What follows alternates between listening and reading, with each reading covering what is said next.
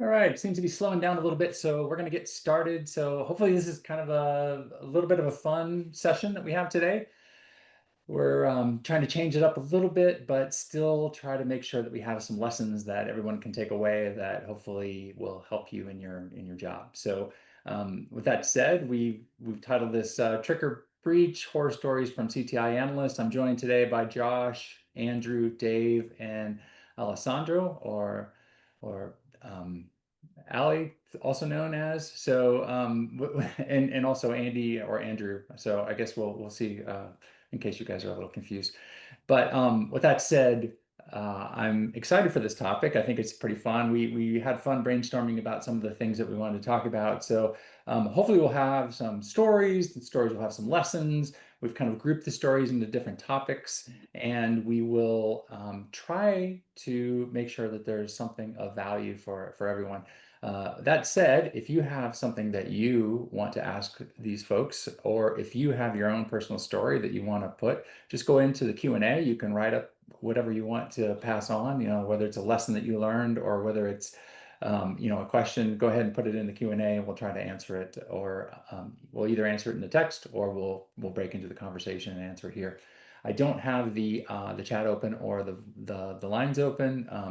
I've had some problems with that in previous life, so try to do it through the Q&A if that's all right. With that said, I'm Sean. I'm the marketing guy here, so I do want to give you a quick overview of Feedly if you're not familiar with Feedly. Feedly Threat Intelligence allows you to collect, share, or collect, analyze, and share actionable intelligence faster. And the way we do this is um, we collect articles, about 20 million articles a day from thousands and thousands of trusted sources. These are sources like security blogs and vendor advisories and vulnerability databases, etc. You can see on the left. And then we pull that all in through these AI models that we have that really look into the article, they read the article, they understand the different contexts within the article, and then they put that into our threat graph. And from there, our threat graph is able to understand the relationships between different elements that we're tracking. And we take that, and that allows you to collect data that is more relevant to your PIR. So, for instance, if you're interested in a particular industry or a particular threat type or a particular geography, all these things can be combined together to create the vulnerability or to create the AI feeds that are specific to that type of intel that you're looking for. From there, you can analyze this. You can analyze this in different ways. We have things like insight cards, which are a summary of everything that we have collected about a particular malware, threat actor, CVE, cyber attack.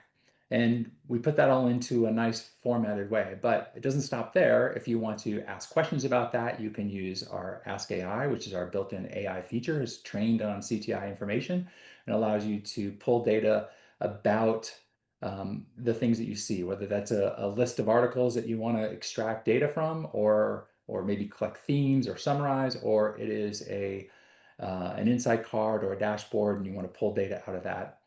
And then you also see on here the report builder. That is a new feature that we've released, but we haven't really talked about it much publicly. But it does allow you to kind of construct these reports really easily. It uses AI, but you have full edit capability. The way we think about AI is we try to feed the best context into an LLM. All that context comes from our threat graph or from the articles you select. And so when you provide better context, you get better answers. And that's the reason that we think that the results that you get out of the Feedly AI are better. And finally, of course, you can share. You can share either through your by extracting different data. You can export things as sticks or MISP into your tools, or you can use our no-code integrations or our API to customize integration. And then the other way that's really popular with people is to use our automated newsletters. So you can set up daily briefs or weekly briefs. You can customize them by the stakeholder that you're trying to submit to. You can make all this automated, so it's pulling directly from your feeds or pulling from saved articles that you've put into boards. So it really allows you to streamline this process from collecting the data that you need that relates to PIRs, analyzing it faster, and then sharing it automatically. So with that said, I'll stop with the promo and we'll get right into the topic. So we've talked about it in kind of three different categories. We started with some abstract categories. Maybe I got a little too marketing-y, and but we tried to tried to pull it back. So we're thinking about like different critical oversights that might have happened in your career. So things like early career mistakes. Maybe it's something personally that you did in your job that wasn't well received or exposed that you need to do things differently or other things like that. So we have a couple of stories from the folks that we'll get into in just a second. High stakes incidents. So those kind of things that happen, whether it's like a WannaCry or a Log4j or something that really just causes the whole team to say, okay, this is all hands on deck. This is one of those moments. How do we respond to that? How do we contain it? And then the last one is more about what's emerging. So these AI weaponized attacks, kind of understanding how adversaries are using AI and kind of the tips that our team has thought about to kind of help you there. So before I get started, we have I'm gonna stop sharing my slides so you can see everybody's picture, and we'll talk about just to give you a quick introduction to these folks. So as I mentioned, we've got Alessandro, Dave, Andy, and Josh. All used to be CTI analysts before they came to work for Feedly. And so we're going to ask them like a quick two what we call finish the sentence questions. And so the first finish the sentence question is kind of a lighter one. So think back to when you were younger or maybe even more recently. So what is your favorite Halloween sorry, it's a finish the sentence. The favorite Halloween costume that I personally used was Andy. Uh, I was a Boy Scout growing up, and so Up, I was the Boy Scout from Up, and I actually used my old Scout uniform uh, after a while. I have a photo of me actually looking like the kid, and I was a little chubby Boy Scout back in the day, so I looked just like him actually. And Awesome. why haven't we seen that photo yet? Because I don't want to become an emoji in our Slack chats yet. Josh. Or I went all out on like a devil outfit and painted my entire face red, hands red, everything. And also stole a pair of my younger sister's red tights. But my mum told me they were like part of the costume and like they were bought from the store, but I found out after the fact I was actually dressed up as a little girl. Nice. Alessandro. There was a movie way back when called Zorro with Antonio Banderas. Nice. I Sick. definitely didn't look as cool as him in there, but gave that one a go.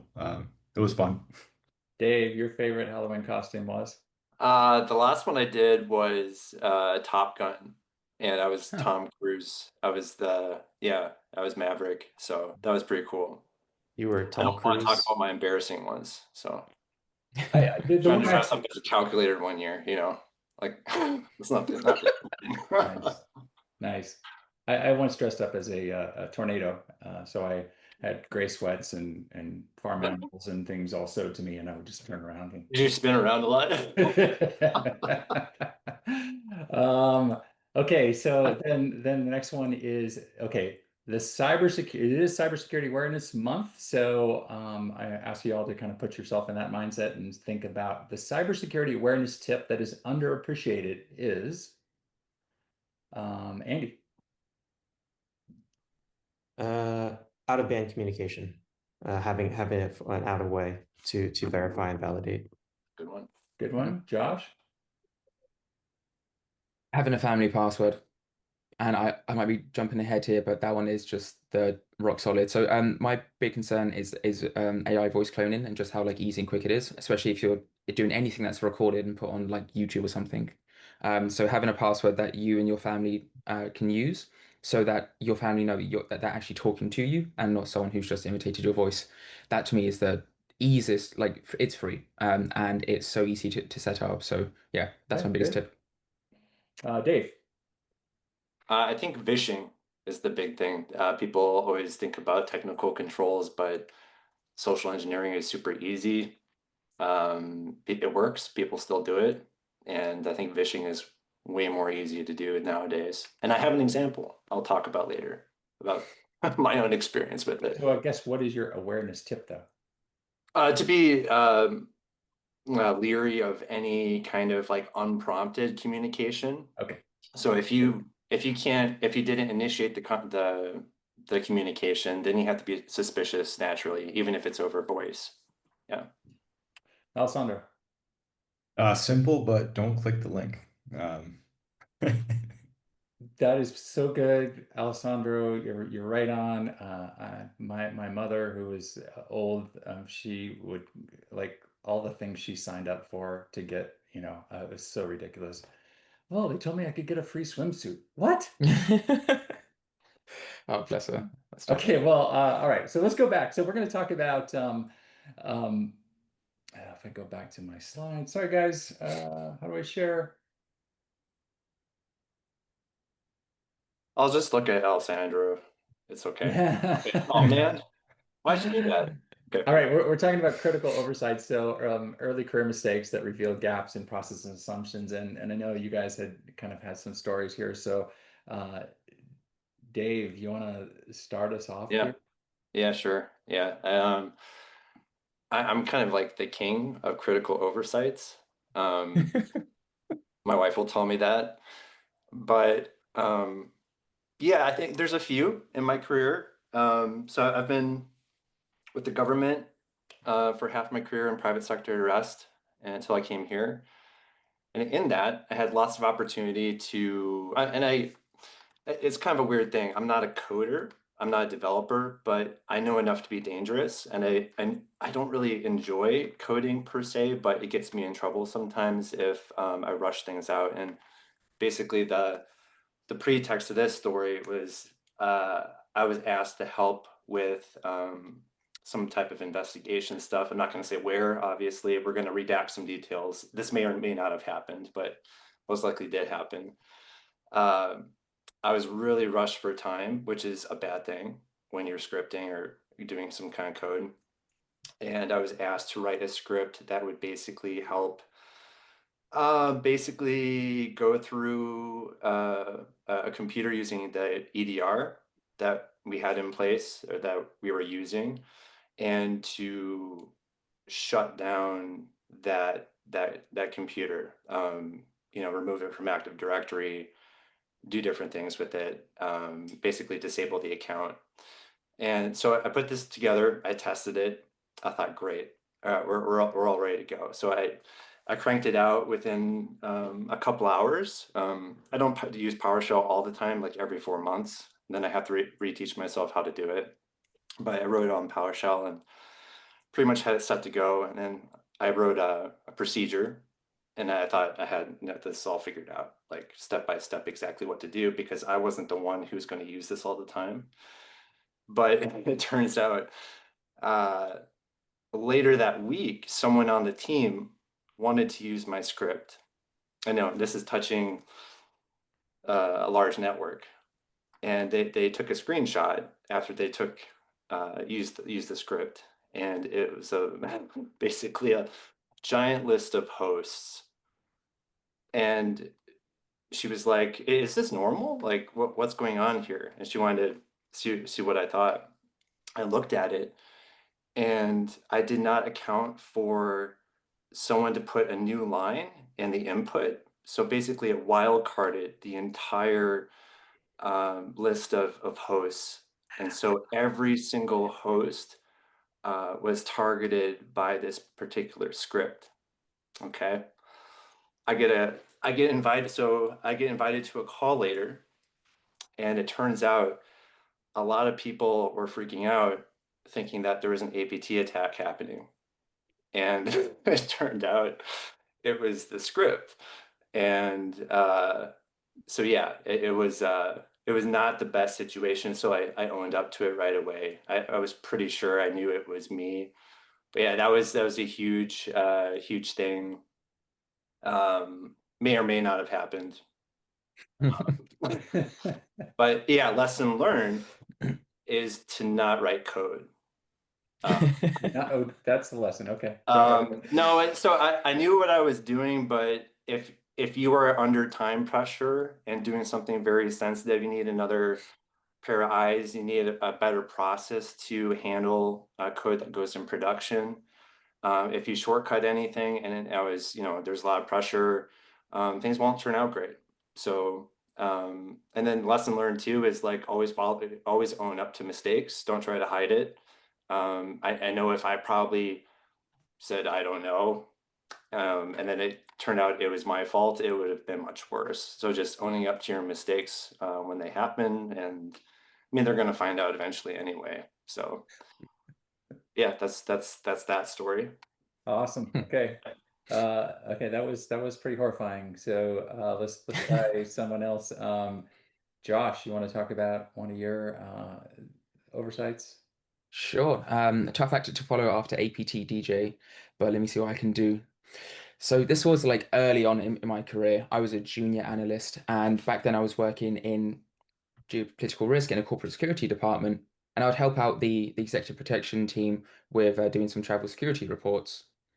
And at one point when I was quite new in the program, I got the most high profile, high stakes request I'd ever got. It was a travel security report for the CEO, their partner, and their kids, because they were going to a medium risk country, to a medium risk city, and they were going for a family vacation slash business trip. So I'm like, okay, the pressure's on. I'm super junior, time to prove myself. And I get to work and I put together what I think is the best travel security report they will ever see on the executive protection team. I ask the executive protection lead to quickly review the report, quickly do some edits because I'm really bad at editing my own work. And then I send it off to them, presuming that the executive protection team would read it, use it, and then prepare for their operation. Now, fast forward to the Christmas party, and I'm sat there minding my own business, and I get a tap on the shoulder, and it's one of the executive protection officers, and he says, "Hey, do you want to go meet the CEO?" And I'm like finishing my mouthful, being like, "Yeah, of course, I'd love to. That sounds fantastic." And I jump up, and I get the opportunity to meet the CEO and their partner. And the second that the executive protection officer says my name, the partner just turns to me and says, "Oh, you wrote that report for us." Yeah, we both read it. And then before they could say anything else, this VP like jumped in and stole their attention. So she was cut off mid-sentence. And I was just left there being like, is that all the feedback I'm going to get? Like, was it a good report? Was it a bad report? Like, I was freaking out because they actually read the thing I wrote. I thought it was just for the executive protection team. And I just had this horrible feeling in the pit of my stomach that maybe the person who should have, or who I asked to edit it, maybe they didn't do that.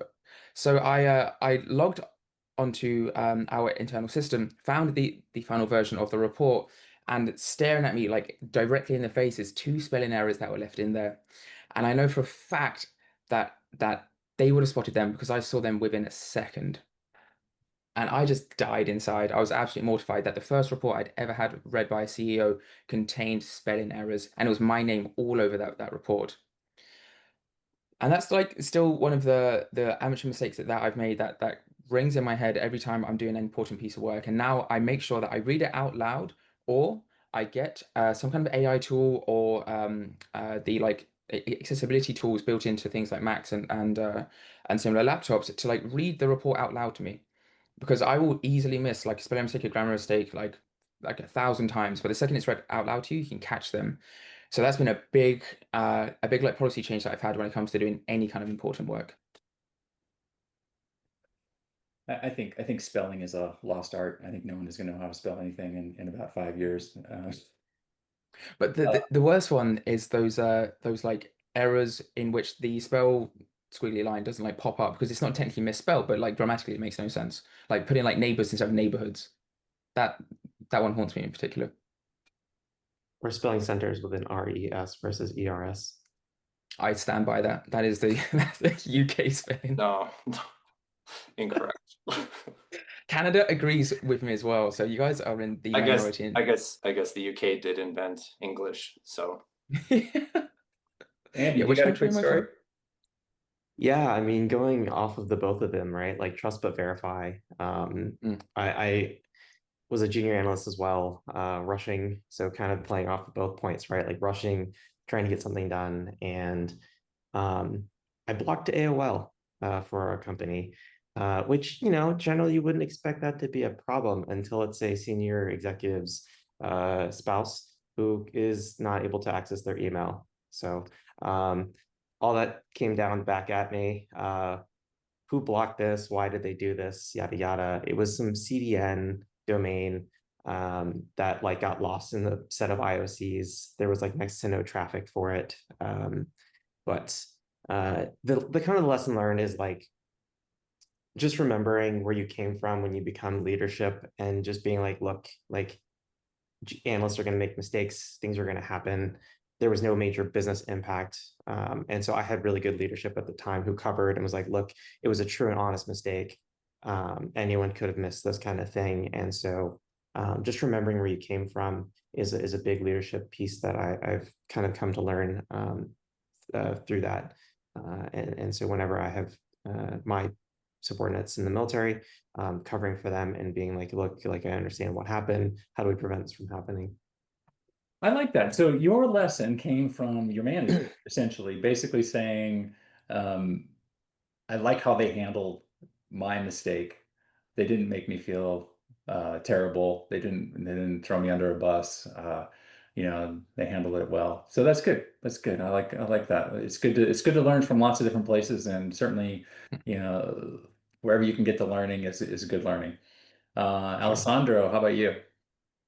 Yeah, unlike these guys, I had time on my side for this one, so it's a trickier mistake, but you can picture it. I'm coming out of grad school until my first like Intel position, asked to like write an Intel brief on like an incident that was going on at the time. So, pour my heart and soul into this thing, writing it in a way that would probably mirror more of like that like university style writing. So you lead in with like a bunch of arguments and then it's all backloaded. So conclusion has a lot of recommendations.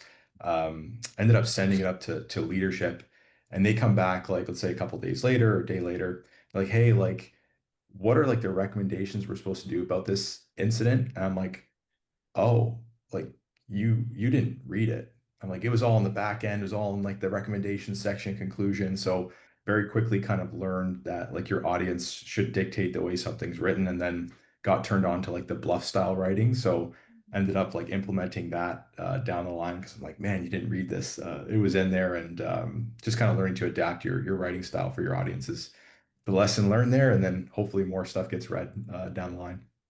So the bluff is kind of mandatory. If you don't put the bluff in there, they just skip it altogether. You never go wrong. And then you're learning about their role too. Like they're probably looking at thousands of emails in a given week, and they have about like 30 seconds Yep. time bandwidth to like ingest something, right? So you only make that mistake a couple of times before you just put bluff everywhere. So yeah. Yeah, and no one cares about what you think as much as you do. So it's always, True. yeah, it's a hard lesson to learn. Words Yeah, to live by, Dave. I had to like unlearn how to write reports because I kept writing CTI reports for CTI analysts, not realizing that like these people aren't my stakeholders, and I'd write about things that were like super interesting, like like how can we link this campaign to a threat actor, and it'll be kind of like a academic theoretical kind of exercise, but that doesn't really help your stakeholders, especially ones that actually need to know like what to block. So yeah, big takeaways there as well. All right, this transition is going to sound like I planned it, but we just released an article today on TI Essentials from John Stoner, which is talking about, one of the sections on it is about having empathy for your stakeholder and writing to serve their needs. So I think it's a good article. Go out and check it out. Maybe Gabby can find it and post a link in the chat, but a little bit about what makes good CTI output. So all right, let's move on. High stakes incident. So think about those kind of things that happened that caused a near panic on deck. Near panic on. I think I mixed some metaphors there, but um, Josh, how about you start? Sure. So our paint the picture, set the scene, I was on a CTI team in-house doing my morning routine checks of all of our like platforms and our alerts. And we had set up a bunch of rules to trigger whenever our company's name was mentioned in the open web. And I was going through this, and there was one alert that kind of stood out to me as being a bit odd. And I see that it's an alert which comes from an auction website, and they've mentioned our company. And this never happens. So I started to do some investigating, and what I see is that this auction site has a page that has a live auction going, and that there are that they are advertising laptops for sale. And as I start to like look through the pictures, the situation just gets worse and worse. Because when I'm looking at a photo of the laptops for sale, I'm noticing that they look very similar to the laptop I'm using right then and there. And I noticed that we're looking at the same make, the same model, the same stickers on the laptop. And when I click through to one of the final photos, someone's opened one of the laptops and there's a picture of the exact same company branded screensaver and wallpaper that I have on my laptop. And this is when like alarm bells start to ring, but it does get worse because when I hit through to the last photo, it turns out there isn't like 1 or 2 laptops for sale. There's over 100, and these models look new.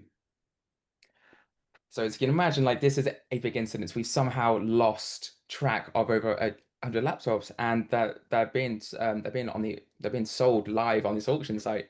So immediately I start to email into other teams to try to like organize some kind of response, and no one wants to touch this. Like everyone's passing the buck, passing responsibility. This email chain is getting larger and larger, and no one is stepping up. And meanwhile, the time on the auction page is going down and down and down. The bids are going up and up and up.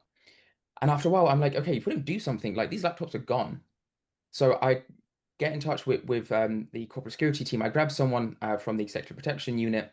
We jump in a car, and we actually go and track down the auction site. Oh, sorry, the company that was connected to the auction site. And it turns out that that auction page belongs to a storage locker company, and they are located around like the block in the same city area.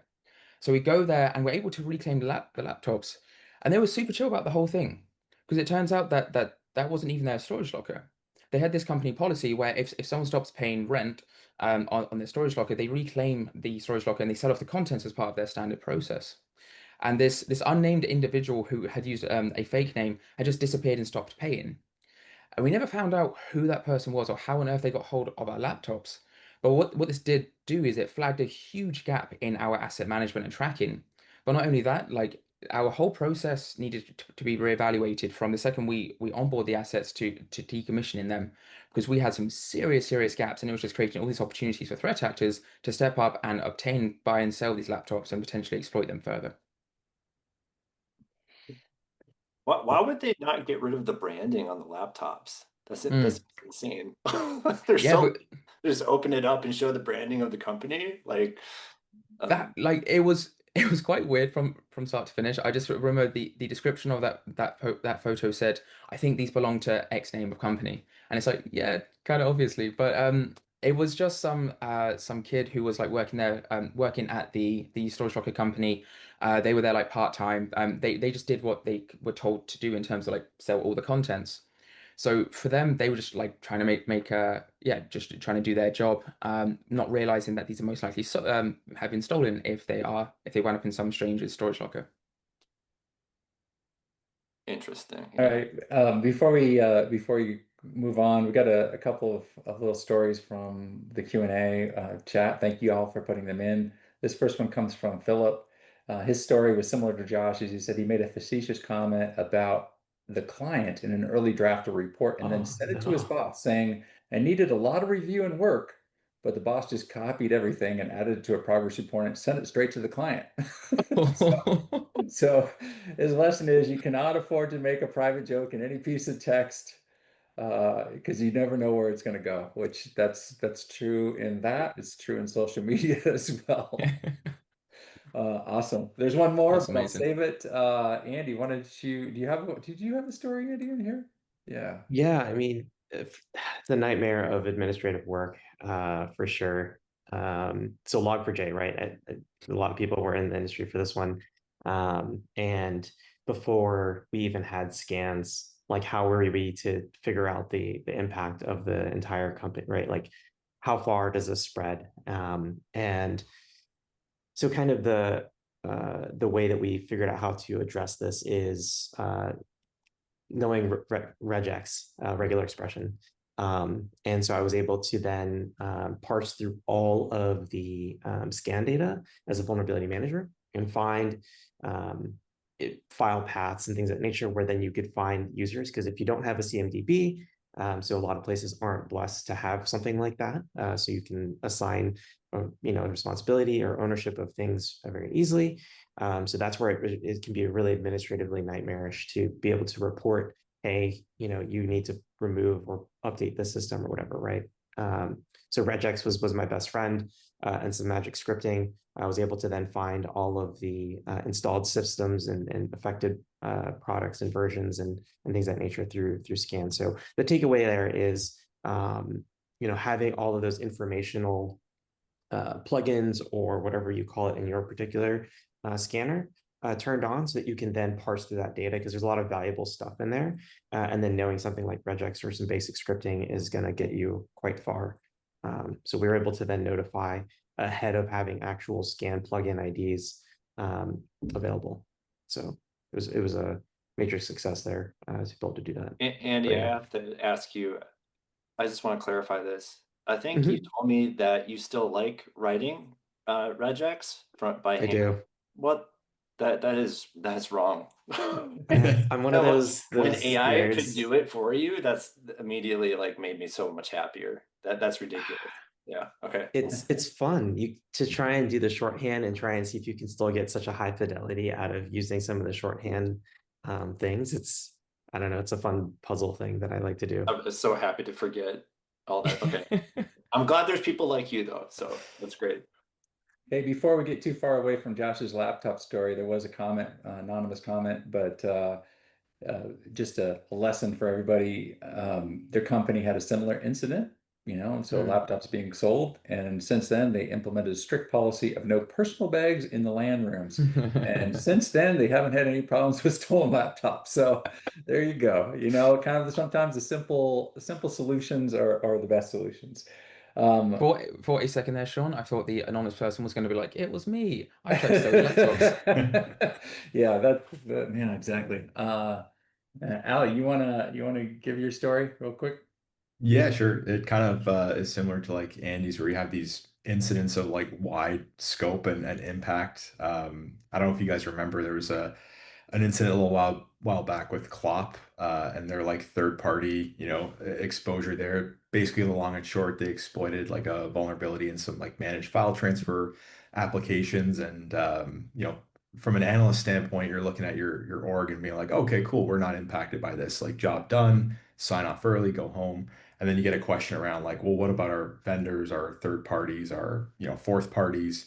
And then you have that like, oh no moment where you don't have a lot of visibility into like these third parties, and you're just bogged down by like scoping this out and seeing like who's using what. And like the lesson learned with that is doing these like vendor assessments before these like incidents actually happen are important. Having like a sense of who those crown jewels are, and knowing kind of what technologies they're employing is super key. So if you're able to like build those relationships either internally or with like your third party and like vendor risk teams, that would definitely make life a lot easier and stop like the heart rate from shooting up there when those incidents happen. So yeah, that was a big one, and probably one that's going to continue to like impact the threat landscape. Alessandro, quick question. How many of your vendors did you have to email to ask them if they were using the file transfer service? Tons. I mean, you end up prioritizing like tiering off. So like your most critical ones, let's say 200 vendors, right? You're reaching out to, so not too Nice. much, right? But when you look at like a full supply chain in some of these orgs, you're looking at thousands of vendors to really know impact there. So yeah, long story short, a lot. And you're still waiting for answers from some, right? Yeah, I was going to ask like how many actually replied to you? Oh, yeah. You need good relationships, I guess. Yeah, Graham commented move it on here, so One comment from Peter, who has a nice has an interesting story here. So Peter worked for at a major stock position. He cleared and implemented an IDS change that was pretty simple and easy. The problem, that new IDS function pushed up network delay time about 5 to 10 milliseconds on an enterprise, which in turn caused another major app to delay a little bit, and then a third app, depending on that, started flooding the network with retry requests. And so it took down a national pizza chain for 45 minutes during the dinner rush nationwide. No phones, no online orders, no cash registers. He said he was amazed that he was not fired. Guys, he didn't say a lesson, but what do you think a lesson is from that?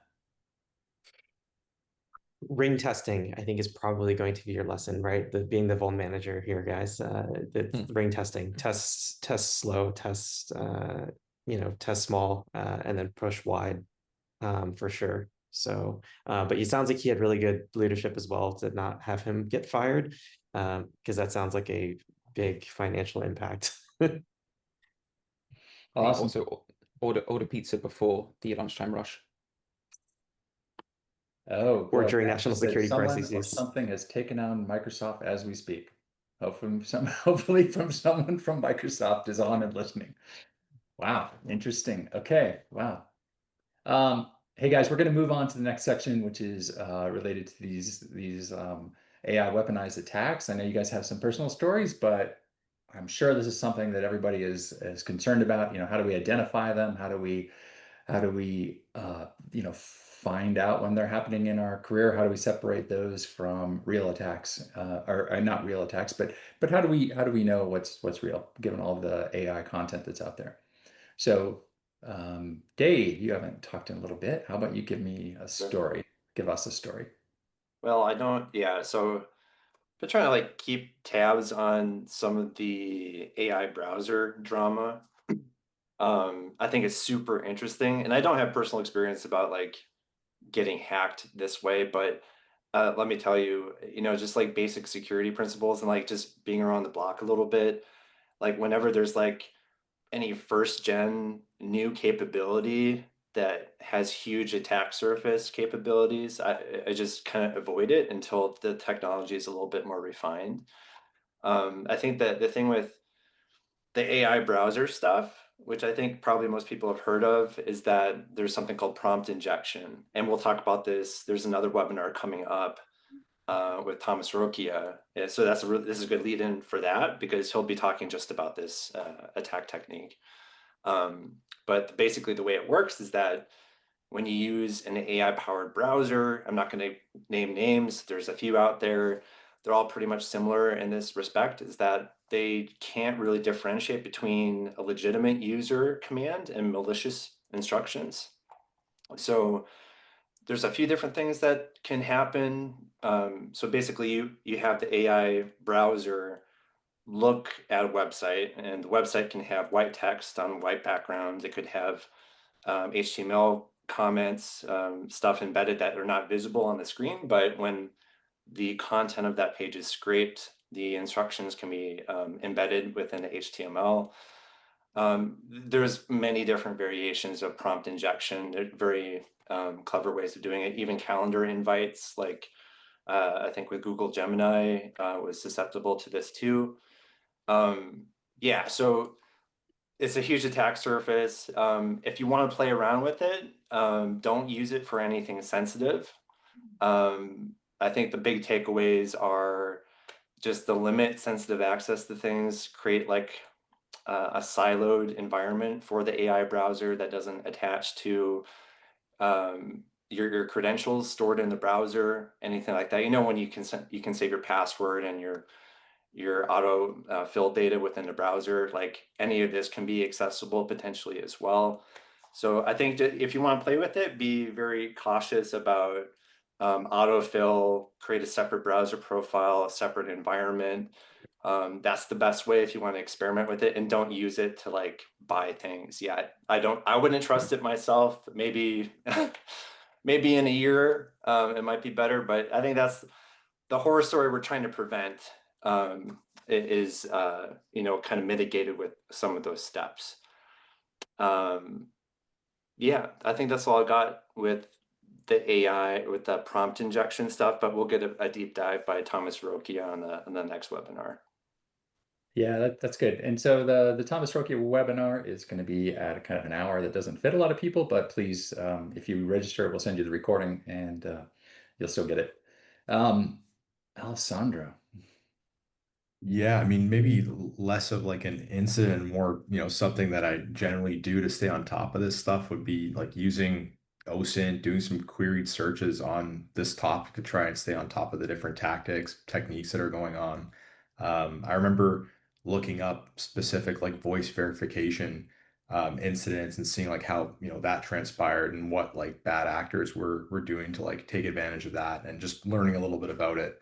So then you can educate like family, friends, even yourself on kind of what's going on there.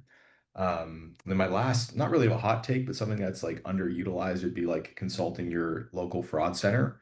I know in Canada we have like the CAFC, Canadian Anti-Fraud Center. They're actually pretty on top of like a lot of the latest incidents and trends in that space, including some of like the AI related scams, deep fakes, the works there. You end up learning a decent amount about that. Nice. Do you have like a newsletter going out to your family? Like, I should. It would stop me from getting is this like a scam text or email from family and stuff. So good idea. You have a fan, Alessandro. Somebody said that you are being modest. You became a deep fake guru. So Oh I God. don't know what that Yeah, Graham and I go way back. I mean, he's being modest. He's a guru in a lot of things. So thank you, Graham. Awesome. Hey, I do have one quick story from the Q&A. This is from Levi. Um, um, Levi mentioned FINRA, which is Financial Regulatory Agency, reached out asking what we're doing about an Atlassian Confluence vulnerability. HR analyst replied saying, "We don't have it. I checked Qualys." That didn't sit right with me, so I spent a week tracking down the product owner, going through 40 plus people to find him. Turns out we did have it. It was exposed and viewable publicly. Qualys couldn't detect it because we used a GitHub POC to manually. Oh, Qualys still couldn't detect it, so we used a GitHub POC to manually confirm, patch, and prove to FINRA and our leaders that they had solved the problem. So that's interesting. That's one of those shadow IT deals, right? I mean, you never know where that stuff is sitting out there. Yeah, I had things happen where like you hear about don't expose RDP, and like like that's a really bad idea. So in one moment, like we were completely safe, and then someone does something. If you're attached to a business who tries to get clients and they build infrastructure and services, they might spin up RDP.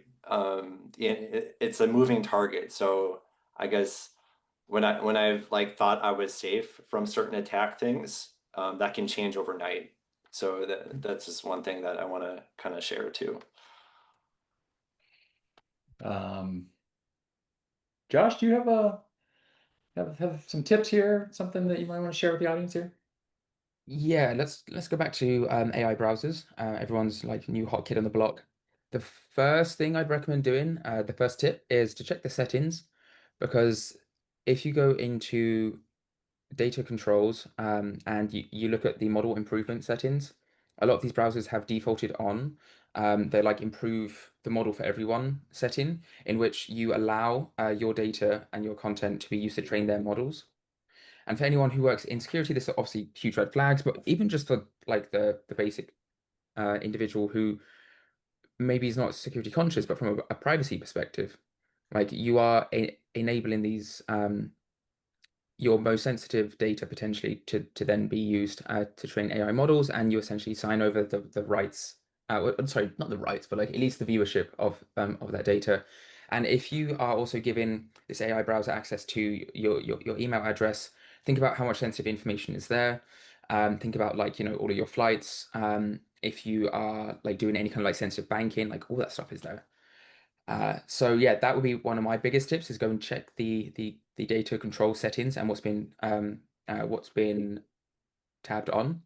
In terms of like some of the recent TTPs and like attacks that I think are worth paying attention to, there's been quite a few reports about attackers embedding malicious instructions in an image, and AI tools will scan these, and the text will be formatted in a way that it's not visible to the human eye. It will either be like really, really faint text, or it'll blend in with the image itself. But the AI agent has the ability to still scan that image, scan that text, and then follow that instruction. So that has been one that's popped up quite a lot, and kind of a flaw with image text readers and kind of reading the entire website and then following instructions in an image. There is another interesting form of attack that I came across recently. This was more published by researchers, and I'm not sure if it's yet been weaponized in the wild. But with these AI browsers, they do have the those like omnibox features, and you can actually or an attacker can add in a poisoned URL that has a safe legitimate website featured in the URL with a HTTPS. But then we'll also have some instructions embedded in that same URL, which basically instructs the AI agent to ignore that website and instead go to this other website that again is all contained in that same URL. And what becomes what would normally be a URL then becomes two URLs with an instruction to ignore the safe one and go instead to an attacker controlled website. So those were like a couple of like TTPs and one tip that I would recommend if you're going to start to use these AI browsers. That's those are good tips, and the prompt injection or the prompt stealing, those kind of things. Those are awfully scary when you look at them. Any guys? Okay, think. Okay, we're gonna shift a little bit. We're almost done. But just any personal stories that you guys want to share? Dave, I know you had one about. Yeah, I got one. Yeah. It was pre-AI, but it was something that I think AI could just like bring it next level and really get me. But yeah, so I'm sure a lot of people have traveled for conferences and they get tired, they go to a hotel and they go through the checkout process and don't even like think through how that, how that works. They just go through it on autopilot. So I went to a conference one time by Fort Meade, and it was a particular hotel. I can't give specifics, but I got through the checkout, and the desk person was this woman. She's really nice. I remember her voice, and she sent me to my room. I thought nothing of it, but then when I got there, I put my bags down, and then immediately got a call, and I thought, oh, okay, what's going on here? This is weird. And I answered it, and it sounded like, I swear, like the same person. And they addressed me by my last name, Mr. Johnson, like, hey, we had trouble running your credit card. Can I just get your card number again? And I thought, man, the timing of this is impeccable. It sounded like the same person. I just got in the room, right? So I got my wallet out and I got the credit card, and I'm thinking, something I learned from a long time ago with Brian Krebs.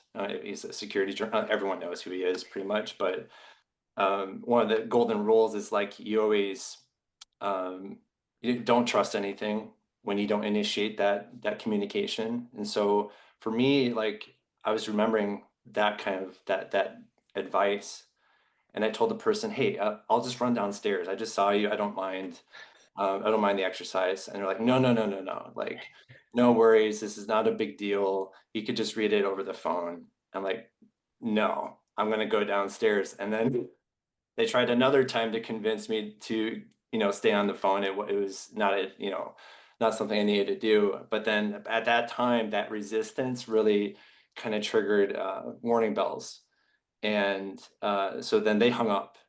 And when they hung up, I knew exactly that was a scam. And I thought, man, how did this happen? This was ridiculous. Like, how did they know I was in my hotel room, or was this all coincidence? So I ended up going down to the front desk, and I talked to the woman there. And she said, she didn't say anything. I asked her, like, did you just call me? And she said, no, but I did forward a call to your room. And I'm like, did you say what my name was over the phone? And they're like, no. She said no. And so what I think happened was that whoever this is very good at, at acting and communicating, sounded like a very nice person. They just ask around for common last names at different hotels. Maybe they got the list of people. It's unlikely, but I think lowest hanging fruit is that, most likely thing is that they're just asking for common last names. So the fact that they addressed me by name and the timing, maybe it's coincidental, but it got me super like kind of freaked out at the time, and I had to like call like people I worked with, like, hey, did you ever have this happen before? So I think lesson learned is something that was good for me, was that I was very suspicious. Like if you don't initiate communication and you can't even like when it's not in person, even in person sometimes you have to be a little bit leery, right? But you always have to make sure that person you're talking to is who they say they are. And if you don't know, then step back and go another route, go through an official channel. Through phishing, it's a little bit more obvious to me because that's how we're trained. But go to the website instead of responding to an email with a link, right? I don't know. Did you guys ever come across things like this before? That's an amazing one, right? Where they're actually like I could see how it would be so easy to fool. It's pre-AI too. So Yeah. like, what if they did a little bit of recon and went just a little bit forward with so the backstory and all this stuff? Like that person sounded, very personable, but now the barriers to entry are lower. So then you can voice clone people. There's a lot more, automation with this stuff. So what if you can just get like a list of people checking into a hotel using some scraper? I don't know, like I don't know how they do that, but yeah, Hey that guys, was we're running out of time. Let me just end on one thing. We said earlier something about personal passwords or family passwords. You guys just want to give a little bit more clarity on what that means for people who haven't heard of this and how they might implement that with their own family or with their team? Yeah. Go ahead. So Yeah. so in the military, we call it challenge words or challenge codes. So someone says something and then you're supposed to respond in a particular way. You might see this in certain movies, but it is a procedure that is taught. And so as a result, training your family to have some sort of secret password that you only communicate to them in person or on like Dave mentioned, initiating the contact so that it's valid. And then having those duress words or words that if something as bad is happening, like you're being abducted or whatever, right? And you say these particular things, these can then be used as ways to validate who you are, or to let someone know subversively, right? Like if you order a particular drink at a bar, that means that something bad is happening or things of that nature, right? So having these kinds of phrases and words, like if I said I don't like motorcycling, you would all know that something is up. And so having these particular ways to communicate that isn't overtly, uh, you know, uh, overtly obvious to potential attackers or et cetera, could help prevent some of these AI things. So try not to make it too obvious, but obviously enough that your family members would know. Good tips. Yeah, and combine that with the Brian Krebs, don't if you didn't initiate it, then be suspicious. Maybe hang up and call. All right. Anything else to add? Yeah, just super quick. I think the family password is really useful for mitigating the risk of virtual kidnapping, where someone hacks into your email account, figures out when you're going to be flying and when you'll most likely not be reachable by your family. Then they do some voice cloning, spoof your phone number, call your like mom and dad or your grandparents and say, hey, like I'm physically like I've been kidnapped, I'm getting beaten up. You need to wire money to this account right away. And your family has no way of knowing if that's true. And of course, if they hear your voice and you sound like you're getting beaten up and hurt, they immediately panic. But in that moment, if they ask you, okay, what's our family password? If you can't answer, then they know, okay, this is most likely a scam, a really horrible one, but it gives them the opportunity to validate, like if you are, if the person you that sounds like you on the phone is actually you. Yeah. What if you don't come up with a password, but then you ask them for the password and they give it, and then you know that it's not real? Yeah. That's a third level chess there, I think. All right, guys. Well, thanks. I enjoyed your stories. They were fun.